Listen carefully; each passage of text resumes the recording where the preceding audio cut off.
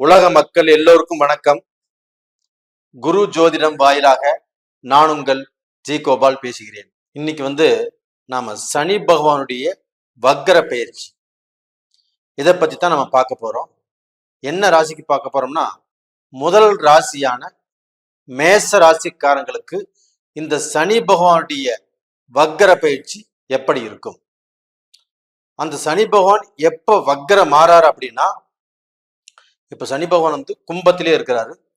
கும்பத்துல இருக்கக்கூடிய சனி பகவான் ஜூன் மாதம் 29 இரவு 11:28 வக்கரமாகறாங்க.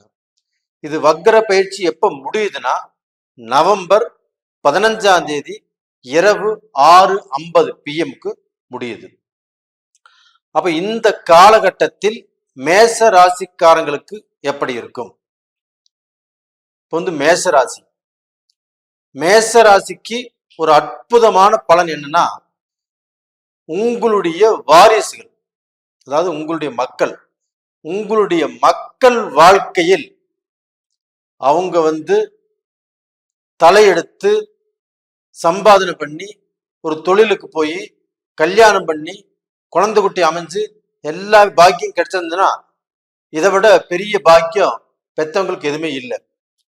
அப்படிப்பட்ட ஒரு சூழ்நிலை. அப்ப இன்னைக்கு உங்க மக்களுக்கு ஏதாவது ஒரு குறை இருக்குன்னு வச்சுக்கோங்க.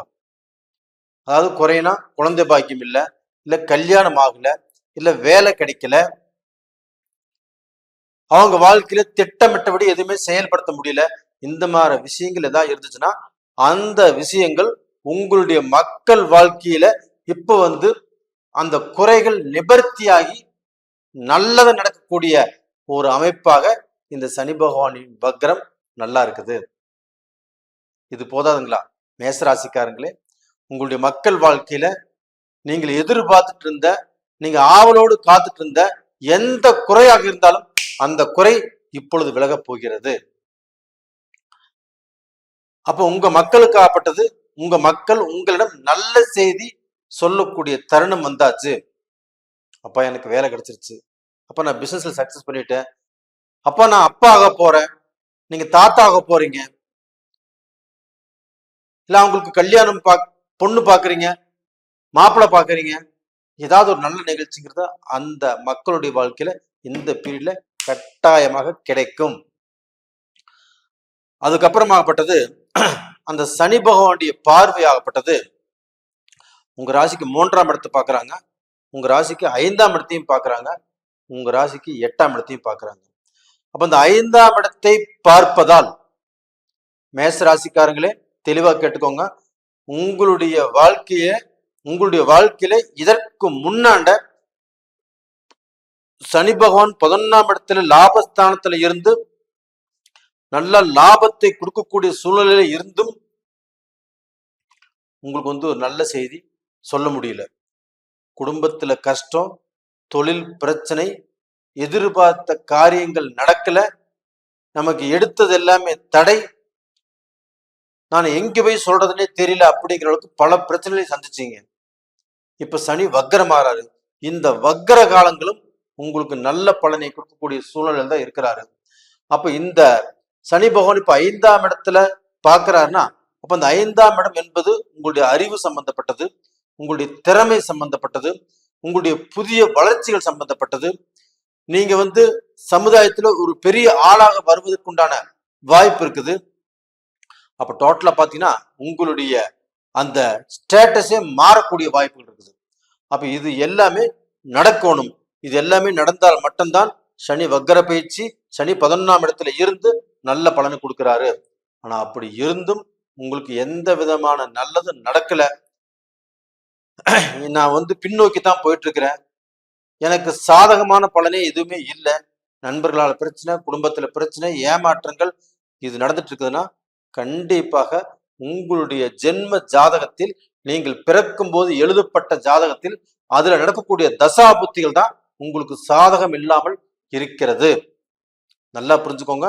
உங்களுடைய ஜாதகத்தை நீங்க ஒரு முறை கொண்டு உங்களுடைய ஜோசியர்கிட்ட பாருங்க. அப்படி பார்த்தா தான் உங்களுக்கு கண்டிப்பாக சரியான விளக்கம் கிடைக்கும்.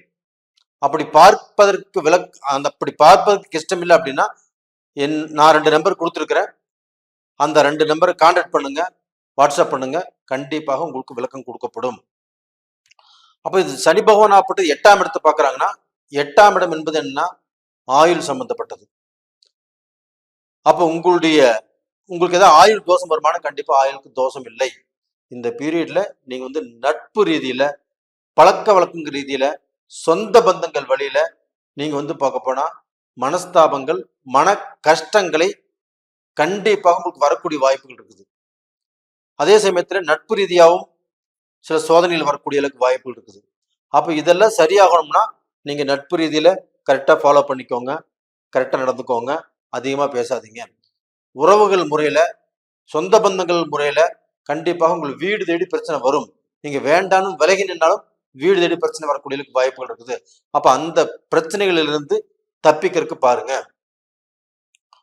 இது சரி பண்ணாவே கண்டிப்பா உங்க வாழ்க்கை சரியா வந்துடும்.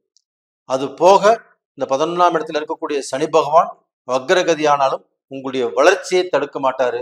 உங்களுடைய வளர்ச்சி நீங்க எதை நோக்கி போயிட்டு இருக்கிறீங்களோ அதுல அப்படியே போயிட்டே இருங்க. கண்டிப்பாக அதுக்கு எந்த பிரச்சனையும் வராது. அப்போ நீங்க தொழில், பிசினஸ், வியாபாரம் இதுல நல்லா இருப்பீங்க. நீங்க செஞ்சுட்டு இருக்கக்கூடிய வேலையில திருப்தி கிடைக்கும், அந்த வேலையில ப்ரமோஷன் கிடைக்கும்.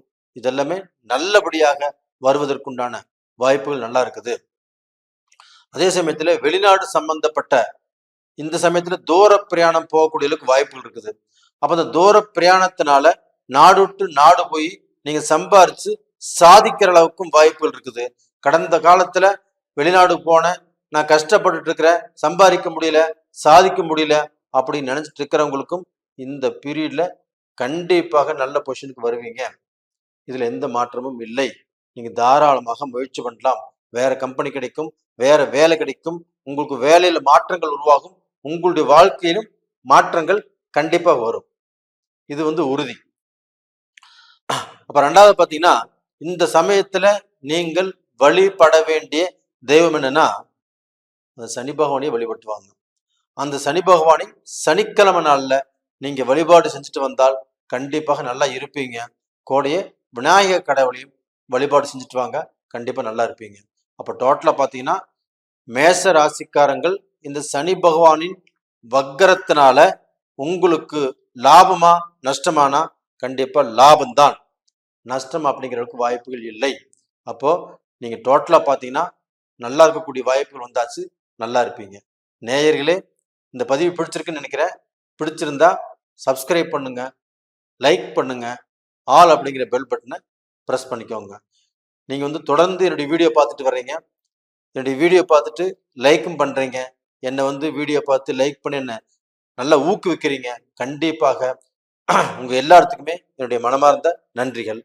அதே சமயத்துல உங்க ஜென்ம ஜாதகத்தையும் ஒரு முறை பார்த்துக்கோங்க. நேயர்களே,